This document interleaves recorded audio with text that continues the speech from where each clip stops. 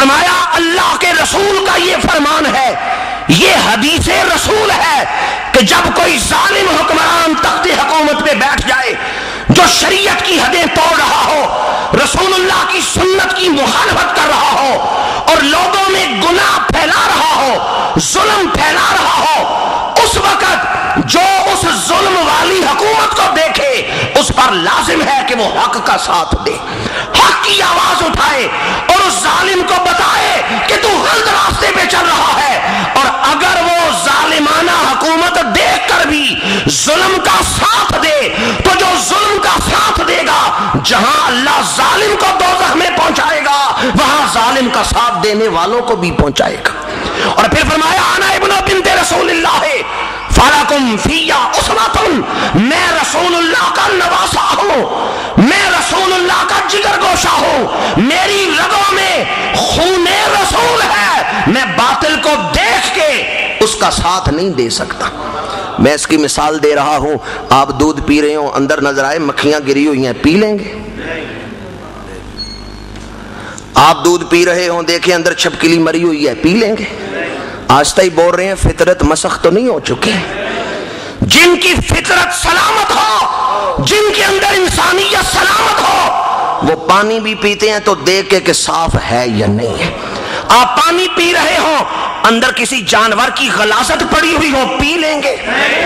آپ تو اتنے صالح فطرت لوگ ہیں کہ پانی بھی پیتے ہیں، دودھ بھی پیتے ہیں، تو یہ دیکھ کے کہ اس میں کسی جانور کی غلاظت تو نہیں۔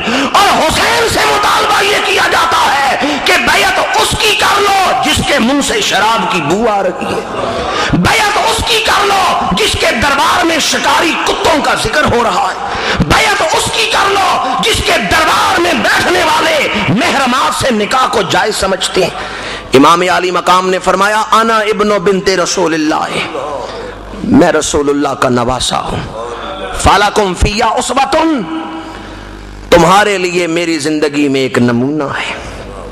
کربلا نیکی کا حکم اور برائی سے روکنا، سارے قرآن کا نچوڑ یہ ہے، والعصر ان الانسان لفی خسر الا الذین آمنوا وعملوا الصالحات وتواصوا بالحق وتواصوا بالصبر۔ چار صفتیں بیان کی جن میں یہ ہیں وہ کامیاب، ایمان، عمل صالح، تواصی بالحق اور تواصی بالصبر۔ کربلا حق کی وصیت کا نام ہے، کربلا حق کی خاطر آواز اٹھانے کا نام ہے۔ میں نوجوانوں سے یہ تو نہیں کہوں گا کہ چلیں کل ہم سڑک پہ نکل کے کوئی جلوس نکالتے ہیں، نہیں، پر ہاتھ جوڑ کے اتنا کہوں گا، شہید کربلا کا ذکر سننے آئے ہو، گھر جا کے اپنے گھر ضرور نیکی کا حکم دینا، باہر کسی کو دے یا نہ دیں، اپنے گھر والوں کو تو کہ نماز پڑھ لیں، ہمارے گھروں کے اندر تو گناہ نہ ہو۔ اور اسے کربلا سننے کا کیا حق ہے جو اپنے گھر بھی نیکی کا حکم نہیں دے سکتا؟ اس نے کربلا کو کیا سمجھا ہے جو اپنے گھر بھی امر بالمعروف اور نہی عن المنکر کا فریضہ سر انجام نہیں دے سکتا؟ کربلا تو نیکی کا حکم اور برائی سے روکنا، اس کی خاطر اگر جان بھی دینی پڑے تو کربلا والے نیکی کا حکم نہیں چھوڑتے، جان دے دیتے ہیں۔ کربلا کا 3 نکات میں نے تعارف کروایا۔ کربلا جذبہ قربانی، اسلام کو اہمیت دینے کا نام ہے، کربلا مضبوط ارادے کا نام ہے، کربلا امر بالمعروف کا نام ہے، اور چوتھا نقطہ کربلا قرآن اور صاحب قرآن سے کبھی نہ ٹوٹنے والے رشتے کا نام ہے۔ امام مدینہ منورہ سے نکلے تو قرآن پڑھتے ہوئے، مکے میں داخل ہوئے تو قرآن پڑھتے ہوئے، مکے سے نکلے کوفے کی طرف تو قرآن پڑھتے ہوئے۔ یہ امام کا معمول تھا، جب کسی شہر سے نکلتے تو قرآن پڑھتے ہوئے، کسی شہر میں داخل ہوتے تو قرآن پڑھتے ہوئے، اور آخر شب فجر کی نماز سے پہلے یہ وقت بھی امام کے قرآن پڑھنے کا باقاعدہ معمول تھا۔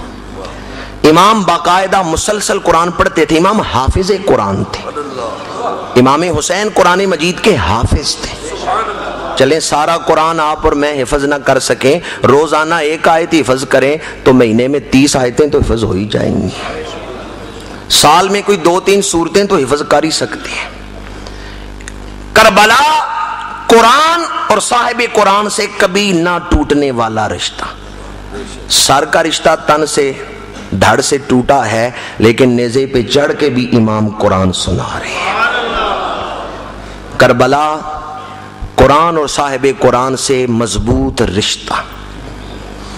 امام علی مقام جب مدینہ منورہ سے نکلنے لگے ہیں، آخری حاضری دی اپنی والدہ کے مزار پہ، تو وہاں ایک عزم کیا ہے، 100 بار میرا جسم ہو شمشیر و تبر سے چورا، حکم سرکار مدینہ کا کروں گا پورا، میں رہوں یا نہ رہوں کام یہ کر جاؤں گا، عام دنیا میں اسلام کو کر جاؤں گا۔ یہ صاحب قرآن سے کبھی نہ ٹوٹنے والا رشتہ، میں رہوں یا نہ رہوں کام یہ کر جاؤں گا، عام دنیا میں اسلام کو کر جاؤں گا۔ 100 بار ہو جسم میرا شمشیر و تبر سے چورا، حکم سرکار مدینہ کا کروں گا پورا۔ اور کربلا کا 5واں نقطہ، کربلا کسے کہتے ہیں؟ اعمال میں للہیت۔ اعمال بہت سارے لوگ کرتے ہیں پر خشوع و خضوع نہیں پایا جاتا، نیت میں اخلاص نہیں۔ امام علی مقام اس ہستی کا نام ہے جن کا ہر قدم اخلاص والا ہے۔ کربلا سننے بیٹھے ہیں، یہ ایک بنیادی بات اپنے دلوں پہ نقش کر لیں، روح میں سمو لیں۔ آج بعض خارجی رنگ بدل بدل کے آ رہے ہیں اور جدید علمیت کے رنگ میں یہ زہر اتارنا چاہتے ہیں ہمارے ایمانوں میں کہ امام دنیا کی دولت کی طلب میں کوفے کی طرف گئے، حکومت کی طلب میں گئے۔ وہ امام علی مقام کی نیت کو بیان کر رہے ہیں، حالانکہ نیت کو بیان کرنے کا حق تو ہمیں نہیں۔ میں تقریر کر رہا ہوں، کبھی جوش میں میری آواز اونچی ہو جاتی ہے، کبھی میں ہاتھ ہلاتا ہوں، میں ایک صوفے پہ بیٹھا ہوا ہوں، آپ میرا ظاہر دیکھ رہے ہیں پر یہ تو نہیں دیکھ رہے میں کس نیت سے تقریر کر رہا ہوں۔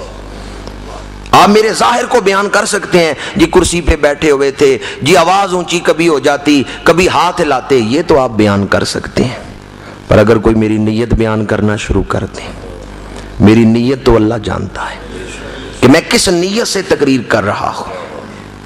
نیتوں پر حکم لگانے کا شریعت نے ہمیں جو ہے وہ اختیار نہیں دیا، ظاہر پہ حکم لگا سکتے ہیں۔ وہ کتنے بدبخت ہیں جو آئے تو 14ویں صدی میں ہیں، بیٹھے 15ویں صدی میں ہیں اور فیصلہ امام کی نیتوں پہ لگا رہے ہیں۔ اور اس کے لیے میں اکثر کہتا ہوں، نالی میں پھرنے والا کیڑا نہیں جانتا جبریل کن بلندیوں پہ رہتا ہے۔ نالی میں پھرنے والے کیڑے کو کیا شعور ہے کہ جبریل کن بلندیوں پہ رہتا ہے، اور آج 15ویں صدی میں مادیت میں پھنسے ہوئے مسلمان کو کیا پتا فکر حسینی کی پرواز کتنی بلند ہے، فکر حسینی کتنی عروج والی اور رفعت والی۔ امام علی مقام کا ہر قدم اللہ کی رضا کے لیے، للہیت اور اخلاص۔ تاریخ ابن اسیر پڑھ کے دیکھیں، 10 محرم الحرام فجر کی نماز امام علی مقام نے باجماعت پڑھائی، یہ آخری نماز ہے جو باجماعت ادا کی گئی ہے۔ فجر کی نماز باجماعت پڑھا کے، اور یہ نماز بھی کیسی ہے، حضرت زین العابدین فرماتے ہیں کہ ہر نمازی نماز میں رو رہا تھا۔ کیوں رو رہے تھے؟ کہ جب امام نے پڑھا نا الحمدللہ رب العالمین، تو نمازیوں کی آہیں نکل گئیں۔ ہر کوئی خوشیوں میں تو کہتا ہے الحمدللہ، پر یہ حسین ہیں جو دکھوں میں بھی کہہ رہے ہیں الحمدللہ، یہ کربلا والے ہیں جو غموں میں بھی کہہ رہے ہیں الحمدللہ۔ اس وقت جب دوست دشمن بن گئے، کربلا والے اس مرحلے سے بھی گزرے ہیں۔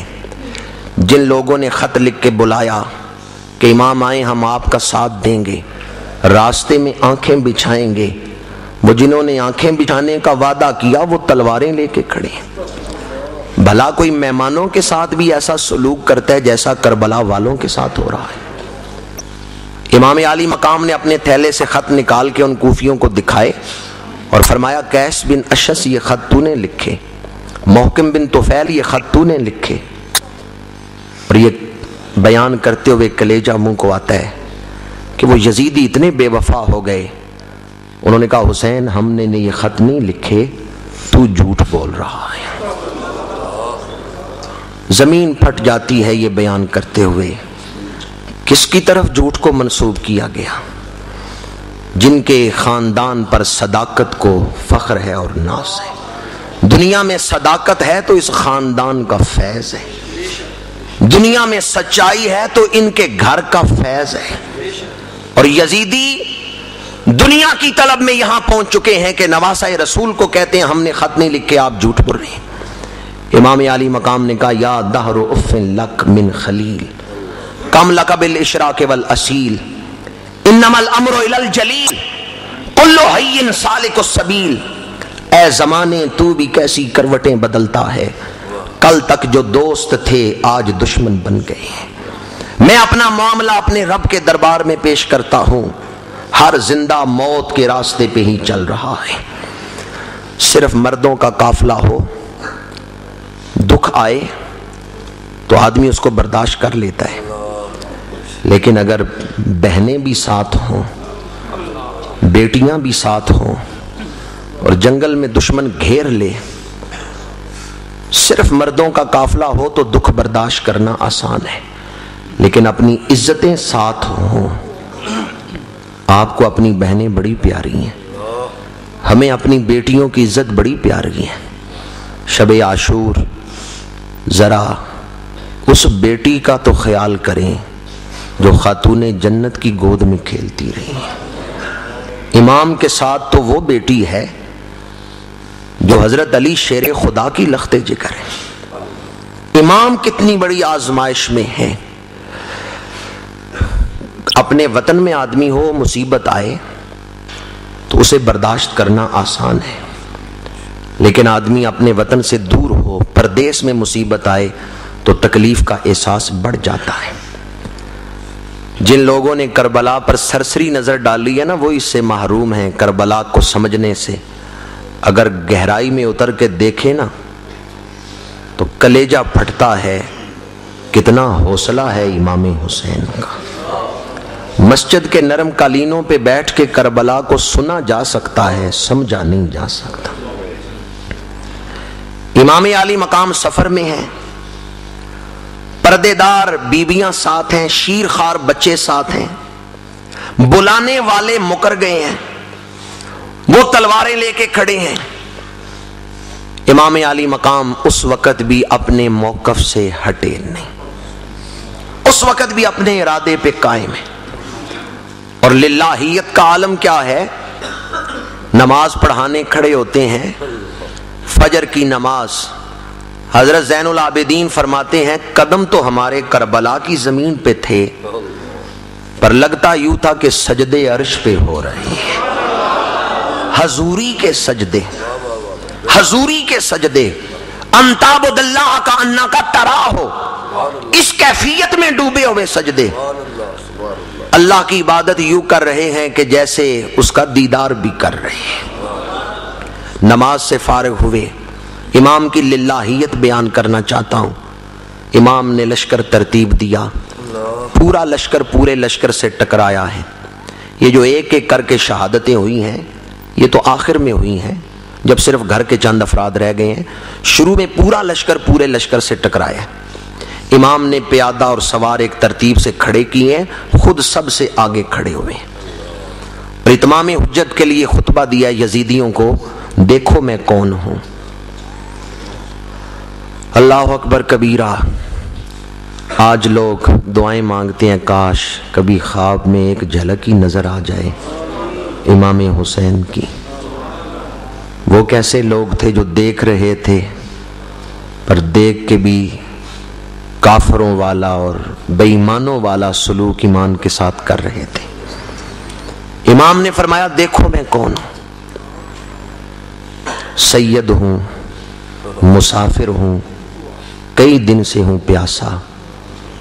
سید ہوں، اردو میں کسی نے ترجمہ کیا ہے سید ہوں، مسافر ہوں، کئی دن سے ہوں پیاسا، یاروں میں پیغمبر کے تمہارے ہوں نواسا۔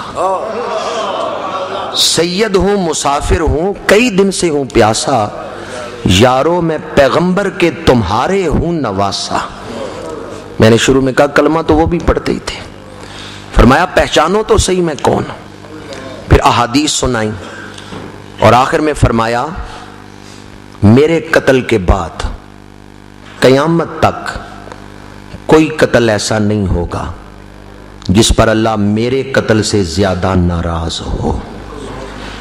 میرے قتل کو عام قتل نہ سمجھو، میرے قتل کے بعد قیامت تک کوئی ایسا قتل نہیں ہوگا جس پہ اللہ میرے قتل سے زیادہ ناراض ہو، چونکہ یہ نواسہ رسول کا قتل ہے، یہ نواسہ رسول کا قتل ہے، یہ اس کا قتل ہے جو اللہ کے محبوب کو پیارا ہے، اللہ کے حبیب کا حبیب ہے، حضور انہیں اپنے کاندھوں پہ کھلاتے رہے۔ امام نے فرمایا آنکھیں کھولو تم وہ بدبخت نہ بنو جنہوں نے نواسہ رسول پہ تلوار چلائی۔ پر دنیا کا نشہ جب آنکھوں پہ چھا جاتا ہے تو آدمی حق دیکھ کے بھی حق کو قبول نہیں کرتا۔ شمر نے کہا حسین یا بیعت کر لو یا مرنے کے لیے تیار ہو جاؤ۔ امام علی مقام نے حضرت شہزادہ علی اکبر کو فرمایا خیموں سے قرآن لے کے آؤ۔ شہزادہ علی اکبر خیموں سے قرآن لے کے آ رہے ہیں، کپڑے میں لپٹے ہوئے چند اور آکے۔ شمر اپنے سپاہیوں سے کہنے لگا لگتا ہے کہ حسین قرآن کا واسطہ دے کے کہے گا کہ مجھے چھوڑ دو، اب یہ قرآن کو آگے کرے گا، تو اگر حسین قرآن کو سامنے کرے تو اس وقت تم قرآن کا لحاظ نہ کرنا، تیر مار کے ورقوں کو اڑا دینا۔ لیکن امام علی مقام نے قرآن اس مقصد کے لیے نہیں منگایا تھا۔ قرآن مجید ہاتھوں میں پکڑا ہے، دعا کے لیے ہاتھ پھیلائے ہیں، قرآن مجید اپنے سامنے رکھا ہے، دعا کے لیے ہاتھ پھیلائے ہیں اور عرض کیا مولا حجت تمام ہو گئی۔ یہ وہ جو کربلا کا 5واں نقطہ للہیت میں بیان کرنا چاہتا ہوں، تاریخ ابن اسیر پڑھ کے دیکھیں۔ امام نے عرض کیا مولا حجت تمام ہو گئی، میں ان لوگوں کو جتنا سمجھا سکتا تھا وہ میں نے سمجھا دیا، میں انہیں جتنا لڑائی سے روکنے کی کوشش کر سکتا تھا وہ میں نے کر لی، پر ان لوگوں نے تمام راستے بند کر کے ایک راستہ اور وہ تلوار کا راستہ کھلا رکھا ہے۔ انہوں نے میری کسی بات پہ غور نہیں کیا، انہوں نے صرف تلوار کا راستہ کھلا رکھا ہے۔ پروردگار حجت تمام ہو گئی، اب تیرے نبی کا نواسہ بھی تلوار اٹھا رہا ہے۔ مولا میں قرآن کو گواہ بنا کے کہتا ہوں تیرے نبی کا نواسہ خواہش نفس سے تلوار نہیں اٹھا رہا، تیرے نبی کا نواسہ تلوار بھی اٹھا رہا ہے تو تیری رضا کے لیے اٹھا رہا ہے۔ مولا میں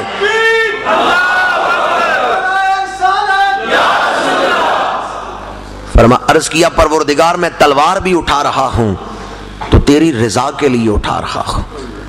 اب بھی کوئی یقین نہ کرے تو اس سے بڑا بھی کوئی بدبخت ہو سکتا ہے۔ امام علی مقام تو قرآن مجید ہاتھ میں لے کے دعا کرنے